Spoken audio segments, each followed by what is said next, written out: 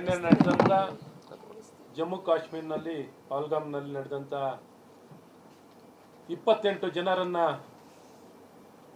ಭಯೋತ್ಪಾದಕರು ಕೊಂದಿದ್ದಾರೆ. ಈ ಘಟನೆಯನ್ನು ಮೊದಲನೇದಾಗಿ ಖಂಡಿಸುತ್ತಾ ಈ ಭಯೋತ್ಪಾದಕರ ಧರ್ಮ ಆಧಾರಿತವಾಗಿ ಭಯ ಹುಟ್ಟಿಸುವಂಥ ಈ ಪ್ರಯತ್ನವನ್ನು ನಾವು ಖಂಡಿಸಿ ಈ ಒಂದು ಘಟನೆಯಲ್ಲಿ ತೀರಿದಂಥ ವ್ಯಕ್ತಿಗಳ ಆತ್ಮಕ್ಕೆ ಮೊದಲು ಶಾಂತಿಯನ್ನು ಕೋರಿ ಅವರ ಕುಟುಂಬಕ್ಕೆ ಇದನ್ನು ಎದುರಿಸುವಂಥ ಶಕ್ತಿ, ಅವರ ನಷ್ಟವನ್ನು ತಡ್ಕೊಳ್ಳುವಂಥ ಶಕ್ತಿ ಭಗವಂತ ಅವರಿಗೆ ಕೊಡಲಿ. ದೇಶದ ನಮ್ಮ ಐಕ್ಯತೆ ಒಗ್ಗಟ್ಟು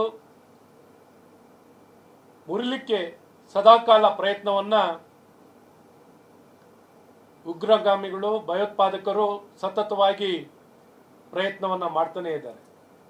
ಪಾಕಿಸ್ತಾನವು ತನ್ನ ದೇಶವನ್ನು ನಿರ್ವಹಣೆಯನ್ನು ಮಾಡಿಕೊಳ್ಳಲಿಕ್ಕೆ ವಿಫಲರಾಗಿ ಅಲ್ಲೇನೆ ಬಡಸ್ತಾನ, ಅಲ್ಲಿನ ಆರ್ಥಿಕ ಸಮಸ್ಯೆ, ಸಾಮಾಜಿಕ ಸಮಸ್ಯೆ ಭಾಳಷ್ಟು ಇದ್ರೂ ನಾವು ಹಾಳಾಗಿ ಹೋಗಿದ್ದೀವಿ, ನಾವು ನಿರ್ನಾಮ ಆಗಿದ್ದೀವಿ. ಇನ್ನೊಬ್ಬರು ಬದುಕೋದನ್ನು ನಮಗೆ ಸಹಿಸ್ಕೊಳ್ಳೋಕ್ಕಾಗಲ್ಲ. ಬರೀ ಇಂಥ ಭಯೋತ್ಪಾದಕ ಕೃತ್ಯಗಳನ್ನು ಮಾಡಿ ಅಲ್ಲೊಂದು ಇಲ್ಲೊಂದು ಅಶಾಂತಿಯನ್ನು ತರುವಂಥ ಪ್ರಯತ್ನ ಪಾಕಿಸ್ತಾನದಿಂದ ನಡೀತಿದೆ. ಈಗಾಗಲೇ ಸಾಕಷ್ಟು ಬುದ್ಧಿ ಕಲಿಸುವಂಥ ಕೆಲಸ ಭಾರತ ಸರ್ಕಾರದಿಂದ ನಮ್ಮೆಲ್ಲರ ನೆಚ್ಚಿನ ಪ್ರಧಾನಮಂತ್ರಿಗಳಾದಂಥ ನರೇಂದ್ರ ಮೋದಿಯವರು ಭಾಳ ಸ್ಪಷ್ಟವಾಗಿ ಪಾಕಿಸ್ತಾನ್ ಭಯೋತ್ಪಾದಕರ ಟ್ರೈನಿಂಗ್ ಕ್ಯಾಂಪನ್ನು ಈಗಾಗಲೇ ನಿರ್ನಾಮ ಮಾಡುವಂಥದ್ದಾಗಿದೆ.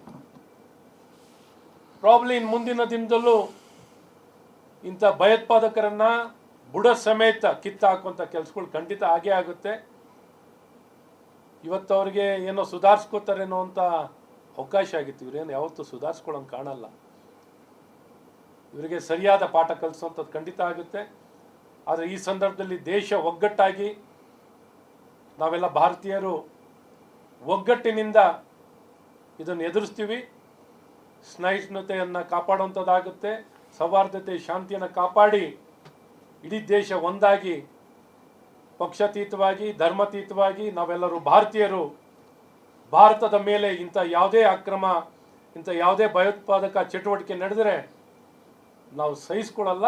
ಇದಕ್ಕೆ ಪ್ರತಿ ಉತ್ತರವನ್ನು ಕೊಡುವಂಥವ್ರಿಗೆ, ಯಾರು ತಪ್ಪಿಸ್ತಿದ್ದಾರೋ ಅವರಿಗೆ ಖಂಡಿತ ಶಿಕ್ಷೆ ಆಗುವಂಥದ್ದು ಹಾಗೇ ಆಗುತ್ತೆ. ಆದರೆ ನಾವೆಲ್ಲ ಒಂದಾಗಿ ಭಾರತೀಯರು ಯಾವ ಒಂದು ಧರ್ಮ ಆಧಾರಿತವಾಗಿ ಭಾರತ ದೇಶ ಮುಖ್ಯ. ಇವತ್ತೇನು ಒಂದು ಧರ್ಮ ಆಧಾರಿತವಾಗಿ ನಮ್ಮ 28 ಜನನ್ನ ಕೊಲ್ಲುವಂಥದ್ದಾಗಿದೆ.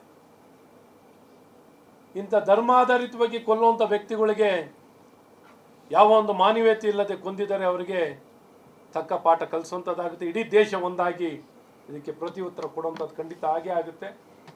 ಇದನ್ನು ಸಂಪೂರ್ಣವಾಗಿ ಖಂಡಿಸಿ ಇವತ್ತು ಈ ದಿಕ್ಕಿನಲ್ಲಿ ನಮ್ಮ ನಾಯಕರಾಗಿರುವಂಥ, ಪ್ರತಿಪಕ್ಷದ ನಾಯಕರಾಗಿರುವಂಥ ಅಶೋಕಣ್ಣನವರು ಈಗಾಗಲೇ ನಮ್ಮ ಪಕ್ಷದ ವತಿಯಿಂದ ಅಥವಾ ಸಾರ್ವಜನಿಕರು ಎಲ್ಲರೂ ಒಂದಾಗಿ ಇಡೀ ರಾಜ್ಯದಲ್ಲಿ ಇವತ್ತು ಏನೊಂದು ಕ್ಯಾಂಡಲ್ ಲೈಟನ್ನು ಹತ್ತಿಸುವ ಮೂಲಕ ಈ ಒಂದು ಕೃತ್ಯನಲ್ಲಿ ಸತ್ತಿರುವಂಥ ವ್ಯಕ್ತಿಗಳ ಆತ್ಮಕ್ಕೆ ಶಾಂತಿ ಕೋರುವಂಥದ್ದು ಮತ್ತು ಇಡೀ ದೇಶದಲ್ಲಿ ಈ ಘಟನೆಯನ್ನು ಖಂಡಿಸಿ ನಾವೆಲ್ಲ ಒಗ್ಗಟ್ಟಿನಿಂದ, ಒಮ್ಮತದಿಂದ, ಶಾಂತಿಯುತವಾಗಿ ಶಾಂತಿಯನ್ನು ಕಾಪಾಡಿಕೊಂಡು ಇಂಥ ಘಟನೆಯನ್ನು ಎದುರಿಸುವಂಥ ಶಕ್ತಿಯನ್ನು ನಾವು ಬೆಳೆಸ್ಕೊಂಡು ಇಂಥ ವ್ಯಕ್ತಿಗಳಿಗೆ, ಇಂಥ ದೇಶಕ್ಕೆ ಪಾಠ ಕಲಿಸುವಂಥ ಕೆಲಸವನ್ನು ಮಾಡುವಂಥ ಪ್ರಯತ್ನದಲ್ಲಿ ಈ ಕ್ಯಾಂಡಲ್ ಲೈಟ್ ಕಾರ್ಯಕ್ರಮವನ್ನು ಈ ಸಂಜೆ ಇಡೀ ರಾಜ್ಯದಲ್ಲಿ ಹಮ್ಮಿಕೊಳ್ಳುವಂಥದ್ದಾಗಿದೆ. ಈ ದಿಕ್ಕಿನಲ್ಲಿ ಇವತ್ತು ನನ್ನ ಕ್ಷೇತ್ರದಲ್ಲೂ ಮಲ್ಲೇಶ್ವರಂ ಇವತ್ತು ಪಕ್ಷದಲ್ಲೂ ಕಚೇರಿಯ ಮುಂದೆನೂ 6 ಗಂಟೆಗೆ ಆಗುವಂಥದ್ದಾಗುತ್ತೆ. ತದನಂತರ ಸ್ಯಾಂಕಿ ಟ್ಯಾಂಕಲ್ಲೂ 7 ಗಂಟೆಗೆ ಕ್ಯಾಂಡಲ್ ಲೈಟನ್ನು ಇಟ್ಕೊಂಡು ನಡೆದು ಆ ಕ್ಯಾಂಡಲ್ ಲೈಟನ್ನು ಹತ್ತಿಸಿ ಅವರ ಆತ್ಮಕ್ಕೆ ಮತ್ತು ಈ ಒಂದು ಕೃತ್ಯದಲ್ಲಿ ಸತ್ತಂತವರಿಗೆ ಆತ್ಮಕ್ಕೆ ಶಾಂತಿ ಕೋರುವಂಥದ್ದಾಗುತ್ತೆ. ಸರ್, ಆರ್ಟಿಕಲ್ 370 ರದ್ದಾದ ಮೇಲೆ ಜಮ್ಮು ಕಾಶ್ಮೀರದಲ್ಲಿ ಶಾಂತಿ ಸ್ಥಾಪನೆ ಆಗಿಲ್ಲ, ಕೇಂದ್ರ ಸರ್ಕಾರ ಸುಳ್ಳು ಸೃಷ್ಟಿಸಿತ್ತು ಅಂತ ದಿನೇಶ್ ಗುಂಡೂರಾವ್ ವಿರುದ್ಧ ಟ್ವೀಟ್ ಮಾಡಿದ್ದಾರೆ. ಮುಖ್ಯವಾಗಿ ನೋಡಿ, ಶಾಂತಿ ಕಾಪಾಡಿರೋದನ್ನ ಕಾಪಾಡಿಲ್ಲ ಅಂತ ಹೇಳೋಂಥ ಪ್ರಯತ್ನ ಅಂತ ಇಂಥ ದುಷ್ಕಾರ್ಯಗಳನ್ನ ಮಾಡೋಂಥ ಐಸೋಲೇಟೆಡ್ ಇನ್ಸಿಡೆಂಟ್ಗಳು ಆಗ್ತದೆ. ಆದರೆ ಇಂಥದ್ದು ಪ್ರಯತ್ನಗಳು ಭಯೋತ್ಪಾದಕರು ಮಾಡೇ ಮಾಡ್ತಾರೆ. ಆದರೆ ಇದು ಹೆಚ್ಚಿನ ರೀತಿ ಅಲ್ಲಿ ಶಾಂತಿ ಕಾಪಾಡಲಿಕ್ಕೆ, ಜೀವನವನ್ನು ಹೆಚ್ಚಿಸಿ ಬದುಕನ್ನು ಕಟ್ಕೊಳ್ಳಿಕ್ಕೆ, ಆರ್ಥಿಕ ವ್ಯವಸ್ಥೆ, ಸಾಮಾಜಿಕವಾಗಿ ಎಲ್ಲ ಪ್ರಯತ್ನಗಳನ್ನ ಮಾಡಿರುವಂಥದ್ದು. ಇಂಥ ಐಸೋಲೇಟೆಡ್ ಇನ್ಸಿಡೆಂಟ್ ಆದಾಗ ಇದನ್ನು ಎದುರಿಸೋ ಶಕ್ತಿನ ಮತ್ತು ಆ ಸಂಬಂಧಪಟ್ಟ ವ್ಯಕ್ತಿಗಳಿಗೆ ಪಾಠ ಕಲಿಸುವಂಥದ್ದಾಗುತ್ತೆ. ಇವತ್ತು ಇವರು ಈ ರೀತಿ ನಡೆದಂಥ ಘಟನೆಯ ಸಂದರ್ಭದಲ್ಲಿ ಇಂಥ ಹೇಳಿಕೆ ಕೊಡೋದು ಎಷ್ಟು ಮಟ್ಟಿಗೆ ಸರಿ ಇದೆ?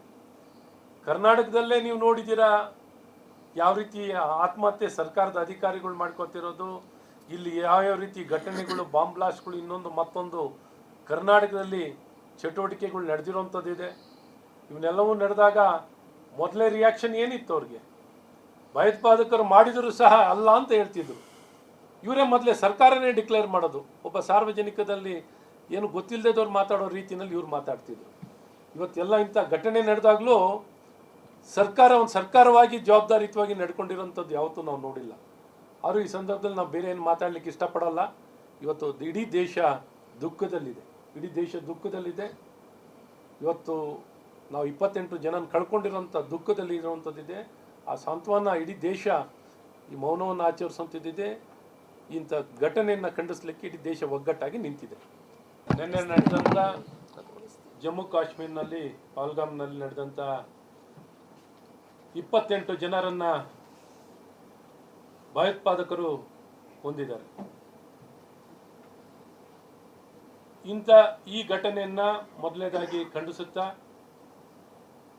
ಈ ಭಯೋತ್ಪಾದಕರ ಧರ್ಮ ಆಧಾರಿತವಾಗಿ ಭಯ ಹುಟ್ಟಿಸುವಂಥ ಈ ಪ್ರಯತ್ನವನ್ನು ನಾವು ಖಂಡಿಸಿ, ಈ ಒಂದು ಘಟನೆಯಲ್ಲಿ ತೀರಿದಂಥ ವ್ಯಕ್ತಿಗಳ ಆತ್ಮಕ್ಕೆ ಮೊದಲು ಶಾಂತಿಯನ್ನು ಕೋರಿ, ಅವರ ಕುಟುಂಬಕ್ಕೆ ಇದನ್ನು ಎದುರಿಸುವಂಥ ಶಕ್ತಿ, ಅವರ ನಷ್ಟವನ್ನು ತಡ್ಕೊಳ್ಳುವಂಥ ಶಕ್ತಿ ಭಗವಂತ ಅವರಿಗೆ ಕೊಡಲಿ.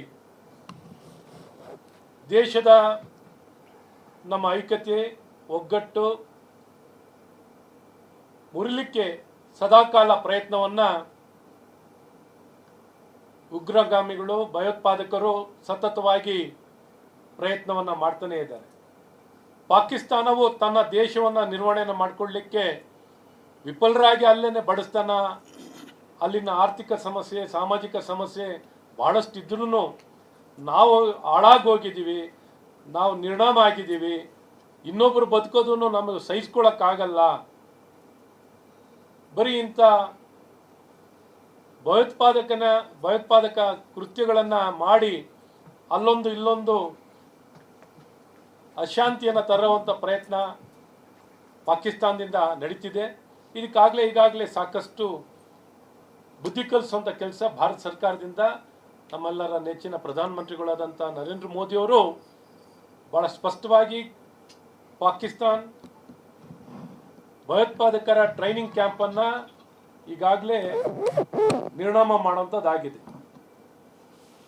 ಪ್ರಾಬ್ಲಿ ಇನ್ನು ಮುಂದಿನ ದಿನದಲ್ಲೂ ಇಂಥ ಭಯೋತ್ಪಾದಕರನ್ನು ಬುಡ ಸಮೇತ ಕಿತ್ತಾಕುವಂಥ ಕೆಲಸಗಳು ಖಂಡಿತ ಆಗೇ ಆಗುತ್ತೆ. ಇವತ್ತು ಅವ್ರಿಗೆ ಏನೋ ಸುಧಾರಿಸ್ಕೋತಾರೇನೋ ಅಂತ ಅವಕಾಶ ಆಗಿತ್ತು. ಇವರೇನು ಯಾವತ್ತೂ ಸುಧಾರಿಸ್ಕೊಳ್ಳೋಂಗೆ ಕಾಣಲ್ಲ. ಇವರಿಗೆ ಸರಿಯಾದ ಪಾಠ ಕಲಿಸುವಂಥದ್ದು ಖಂಡಿತ ಆಗುತ್ತೆ. ಆದರೆ ಈ ಸಂದರ್ಭದಲ್ಲಿ ದೇಶ ಒಗ್ಗಟ್ಟಾಗಿ, ನಾವೆಲ್ಲ ಭಾರತೀಯರು ಒಗ್ಗಟ್ಟಿನಿಂದ ಇದನ್ನು ಎದುರಿಸ್ತೀವಿ. ಸಹಿಷ್ಣುತೆಯನ್ನು ಕಾಪಾಡುವಂಥದ್ದಾಗುತ್ತೆ. ಸೌಹಾರ್ದತೆ, ಶಾಂತಿಯನ್ನು ಕಾಪಾಡಿ ಇಡೀ ದೇಶ ಒಂದಾಗಿ, ಪಕ್ಷಾತೀತವಾಗಿ, ಧರ್ಮಾತೀತವಾಗಿ ನಾವೆಲ್ಲರೂ ಭಾರತೀಯರು ಭಾರತದ ಮೇಲೆ ಇಂಥ ಯಾವುದೇ ಅಕ್ರಮ, ಇಂಥ ಯಾವುದೇ ಭಯೋತ್ಪಾದಕ ಚಟುವಟಿಕೆ ನಡೆದರೆ ನಾವು ಸಹಿಸ್ಕೊಳ್ಳಲ್ಲ. ಇದಕ್ಕೆ ಪ್ರತಿ ಉತ್ತರವನ್ನು ಕೊಡುವಂಥವ್ರಿಗೆ, ಯಾರು ತಪ್ಪಿಸ್ತಿದ್ದಾರೋ ಅವರಿಗೆ ಖಂಡಿತ ಶಿಕ್ಷೆ ಆಗುವಂಥದ್ದು ಹಾಗೇ ಆಗುತ್ತೆ. ಆದರೆ ನಾವೆಲ್ಲ ಒಂದಾಗಿ ಭಾರತೀಯರು ಯಾವ ಒಂದು ಧರ್ಮ ಆಧಾರಿತವಾಗಿ, ಭಾರತ ದೇಶ ಮುಖ್ಯ, ಇವತ್ತೇನು ಒಂದು ಧರ್ಮ ಆಧಾರಿತವಾಗಿ ನಮ್ಮ 28 ಜನನ್ನ ಕೊಲ್ಲುವಂಥದ್ದಾಗಿದೆ. ಇಂಥ ಧರ್ಮಾಧಾರಿತವಾಗಿ ಕೊಲ್ಲುವಂಥ ವ್ಯಕ್ತಿಗಳಿಗೆ ಯಾವ ಒಂದು ಮಾನವೀಯತೆ ಇಲ್ಲದೆ ಕೊಂದಿದ್ದಾರೆ, ಅವರಿಗೆ ತಕ್ಕ ಪಾಠ ಕಲಿಸುವಂಥದ್ದಾಗುತ್ತೆ. ಇಡೀ ದೇಶ ಒಂದಾಗಿ ಇದಕ್ಕೆ ಪ್ರತಿ ಉತ್ತರ ಕೊಡುವಂಥದ್ದು ಖಂಡಿತ ಆಗೇ ಆಗುತ್ತೆ. ಇದನ್ನು ಸಂಪೂರ್ಣವಾಗಿ ಖಂಡಿಸಿ ಇವತ್ತು ಈ ದಿಕ್ಕಿನಲ್ಲಿ ನಮ್ಮ ನಾಯಕರಾಗಿರುವಂಥ, ಪ್ರತಿಪಕ್ಷದ ನಾಯಕರಾಗಿರುವಂಥ ಅಶೋಕಣ್ಣನವರು ಈಗಾಗಲೇ ನಮ್ಮ ಪಕ್ಷದ ವತಿಯಿಂದ ಅಥವಾ ಸಾರ್ವಜನಿಕರು ಎಲ್ಲರೂ ಒಂದಾಗಿ ಇಡೀ ರಾಜ್ಯದಲ್ಲಿ ಇವತ್ತು ಏನೊಂದು ಕ್ಯಾಂಡಲ್ ಲೈಟನ್ನು ಹತ್ತಿಸೋ ಮೂಲಕ ಈ ಒಂದು ಕೃತ್ಯನಲ್ಲಿ ಸತ್ತಿರುವಂಥ ವ್ಯಕ್ತಿಗಳ ಆತ್ಮಕ್ಕೆ ಶಾಂತಿ ಕೋರುವಂಥದ್ದು ಮತ್ತು ಇಡೀ ದೇಶದಲ್ಲಿ ಈ ಘಟನೆಯನ್ನು ಖಂಡಿಸಿ ನಾವೆಲ್ಲ ಒಗ್ಗಟ್ಟಿನಿಂದ, ಒಮ್ಮತದಿಂದ ಶಾಂತಿಯುತವಾಗಿ ಶಾಂತಿಯನ್ನು ಕಾಪಾಡಿಕೊಂಡು ಇಂಥ ಘಟನೆಯನ್ನು ಎದುರಿಸುವಂಥ ಶಕ್ತಿಯನ್ನು ನಾವು ಬೆಳೆಸ್ಕೊಂಡು ಇಂಥ ವ್ಯಕ್ತಿಗಳಿಗೆ, ಇಂಥ ದೇಶಕ್ಕೆ ಪಾಠ ಕಲಿಸುವಂಥ ಕೆಲಸವನ್ನು ಮಾಡುವಂಥ ಪ್ರಯತ್ನದಲ್ಲಿ ಈ ಕ್ಯಾಂಡಲ್ ಲೈಟ್ ಕಾರ್ಯಕ್ರಮವನ್ನು ಈ ಸಂಜೆ ಇಡೀ ರಾಜ್ಯದಲ್ಲಿ ಹಮ್ಮಿಕೊಳ್ಳುವಂಥದ್ದಾಗಿದೆ. ಈ ದಿಕ್ಕಿನಲ್ಲಿ ಇವತ್ತು ನನ್ನ ಕ್ಷೇತ್ರದಲ್ಲೂ ಮಲ್ಲೇಶ್ವರಂ ಇವತ್ತು ಪಕ್ಷದಲ್ಲೂ ಕಚೇರಿಯ ಮುಂದೆನೂ 6 ಗಂಟೆಗೆ ಆಗುವಂಥದ್ದಾಗುತ್ತೆ. ತದನಂತರ ಸ್ಯಾಂಕಿ ಟ್ಯಾಂಕಲ್ಲೂ 7 ಗಂಟೆಗೆ ಕ್ಯಾಂಡಲ್ ಲೈಟನ್ನು ಇಟ್ಕೊಂಡು ನಡೆದು ಆ ಕ್ಯಾಂಡಲ್ ಲೈಟನ್ನು ಹತ್ತಿಸಿ ಅವರ ಆತ್ಮಕ್ಕೆ ಮತ್ತು ಈ ಒಂದು ಕೃತ್ಯದಲ್ಲಿ ಸತ್ತಂಥವರಿಗೆ ಆತ್ಮಕ್ಕೆ ಶಾಂತಿ ಕೊಡುವಂಥದ್ದಾಗುತ್ತೆ. ಸರ್, ಆರ್ಟಿಕಲ್ 370 ರದ್ದಾದ ಮೇಲೆ ಜಮ್ಮು ಕಾಶ್ಮೀರದಲ್ಲಿ ಶಾಂತಿ ಸ್ಥಾಪನೆ ಆಗಿಲ್ಲ, ಕೇಂದ್ರ ಸರ್ಕಾರ ಸುಳ್ಳು ಸೃಷ್ಟಿಸಿತ್ತು ಅಂತ ದಿನೇಶ್ ಗುಂಡೂರಾವ್ ವಿರುದ್ಧ ಟ್ವೀಟ್ ಮಾಡಿದ್ದಾರೆ. ಮುಖ್ಯವಾಗಿ ನೋಡಿ, ಶಾಂತಿ ಕಾಪಾಡಿರೋದನ್ನ ಕಾಪಾಡಿಲ್ಲ ಅಂತ ಹೇಳೋಂಥ ಪ್ರಯತ್ನ ಅಂತ ಇಂಥ ದುಷ್ಕಾರ್ಯಗಳನ್ನ ಮಾಡೋಂಥ ಐಸೋಲೇಟೆಡ್ ಇನ್ಸಿಡೆಂಟ್ಗಳು ಆಗ್ತದೆ. ಆದರೆ ಇಂಥದ್ದು ಪ್ರಯತ್ನಗಳು ಭಯೋತ್ಪಾದಕರು ಮಾಡ್ತಾರೆ. ಆದರೆ ಇದು ಹೆಚ್ಚಿನ ರೀತಿ ಅಲ್ಲಿ ಶಾಂತಿ ಕಾಪಾಡಲಿಕ್ಕೆ, ಜೀವನವನ್ನು ಹೆಚ್ಚಿಸಿ ಬದುಕನ್ನು ಕಟ್ಕೊಳ್ಲಿಕ್ಕೆ, ಆರ್ಥಿಕ ವ್ಯವಸ್ಥೆ, ಸಾಮಾಜಿಕವಾಗಿ ಎಲ್ಲ ಪ್ರಯತ್ನಗಳು ಮಾಡಿರುವಂಥದ್ದು. ಇಂಥ ಐಸೋಲೇಟೆಡ್ ಇನ್ಸಿಡೆಂಟ್ ಆದಾಗ ಇದನ್ನು ಎದುರಿಸೋ ಶಕ್ತಿನ ಮತ್ತು ಆ ಸಂಬಂಧಪಟ್ಟ ವ್ಯಕ್ತಿಗಳಿಗೆ ಪಾಠ ಕಲಿಸುವಂಥದ್ದಾಗುತ್ತೆ. ಇವತ್ತು ಇವರು ಈ ರೀತಿ ನಡೆದಂಥ ಘಟನೆಯ ಸಂದರ್ಭದಲ್ಲಿ ಇಂಥ ಹೇಳಿಕೆ ಕೊಡೋದು ಎಷ್ಟು ಮಟ್ಟಿಗೆ ಸರಿ ಇದೆ. ಕರ್ನಾಟಕದಲ್ಲೇ ನೀವು ನೋಡಿದ್ದೀರಾ ಯಾವ ರೀತಿ ಆತ್ಮಹತ್ಯೆ ಸರ್ಕಾರದ ಅಧಿಕಾರಿಗಳು ಮಾಡ್ಕೊತಿರೋದು, ಇಲ್ಲಿ ಯಾವ್ಯಾವ ರೀತಿ ಘಟನೆಗಳು, ಬಾಂಬ್ ಬ್ಲಾಸ್ಟ್ಗಳು, ಇನ್ನೊಂದು ಮತ್ತೊಂದು ಕರ್ನಾಟಕದಲ್ಲಿ ಚಟುವಟಿಕೆಗಳು ನಡೆದಿರೋವಂಥದ್ದಿದೆ. ಇವನ್ನೆಲ್ಲವೂ ನಡೆದಾಗ ಮೊದಲೇ ರಿಯಾಕ್ಷನ್ ಏನಿತ್ತು ಅವ್ರಿಗೆ? ಭಯೋತ್ಪಾದಕರು ಮಾಡಿದರೂ ಸಹ ಅಲ್ಲ ಅಂತ ಹೇಳ್ತಿದ್ರು. ಇವರೇ ಮೊದಲೇ ಸರ್ಕಾರನೇ ಡಿಕ್ಲೇರ್ ಮಾಡೋದು. ಒಬ್ಬ ಸಾರ್ವಜನಿಕದಲ್ಲಿ ಏನು ಗೊತ್ತಿಲ್ಲದವ್ರು ಮಾತಾಡೋ ರೀತಿಯಲ್ಲಿ ಇವ್ರು ಮಾತಾಡ್ತಿದ್ರು. ಇವತ್ತೆಲ್ಲ ಇಂಥ ಘಟನೆ ನಡೆದಾಗಲೂ ಒಂದು ಸರ್ಕಾರವಾಗಿ ಜವಾಬ್ದಾರಿಯುತವಾಗಿ ನಡ್ಕೊಂಡಿರೋಂಥದ್ದು ಯಾವತ್ತೂ ನಾವು ನೋಡಿಲ್ಲ. ಆದರೂ ಈ ಸಂದರ್ಭದಲ್ಲಿ ನಾವು ಬೇರೆ ಏನು ಮಾತಾಡಲಿಕ್ಕೆ ಇಷ್ಟಪಡಲ್ಲ. ಇವತ್ತು ಇಡೀ ದೇಶ ದುಃಖದಲ್ಲಿದೆ. ಇವತ್ತು ನಾವು 28 ಜನ ಕಳ್ಕೊಂಡಿರೋಂಥ ದುಃಖದಲ್ಲಿ ಇರುವಂಥದ್ದಿದೆ. ಆ ಸಾಂತ್ವನ ಇಡೀ ದೇಶ ಈ ಮೌನವನ್ನು ಆಚರಿಸುವಂಥದ್ದಿದೆ. ಇಂಥ ಘಟನೆಯನ್ನು ಖಂಡಿಸಲಿಕ್ಕೆ ಇಡೀ ದೇಶ ಒಗ್ಗಟ್ಟಾಗಿ ನಿಂತಿದೆ.